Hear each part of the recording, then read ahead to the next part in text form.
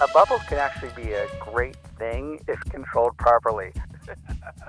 Obviously, a bubble is bad for an economy when the bubble blows up and what it does, but you need to create enough of a critical mass in a given industry or sector, which includes failed companies where scientists then or entrepreneurs or engineers go off and start new companies. So what could be irrational for the individual is very rational for the whole, for the policy of a country or for a large organization that's testing different things and seeing what things do or don't work. But you go to your point, right? The Telecom Act finally passes 96 after a few years of failed attempts. Tell everyone what the The Telecom Act is. Telecom Act is what deregulated the telecom networks in the United States. And we were, 2 years or so out of school, and better be lucky than smart. We caught the wave because Michael and I had started working and we were looking at this area and kind of figuring stuff out, and then boom, like the starting gun gets triggered, and just the amount of investment pouring into the sector just went up exponentially.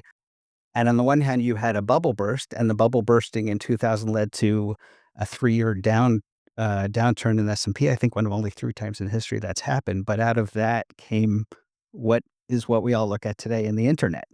And these companies that were formed in that first telecom bubble, all the engineers from them, either the companies in and of themselves grew, but oftentimes the engineers went off and started new companies. So I said it might have been bad individually for the company or perhaps for the venture fund that created that company, but the venture funds that actually understood what they're doing and stayed around ended up being the great venture funds, and the investors that stayed around ended up being the great investors, and et cetera, et cetera, et cetera.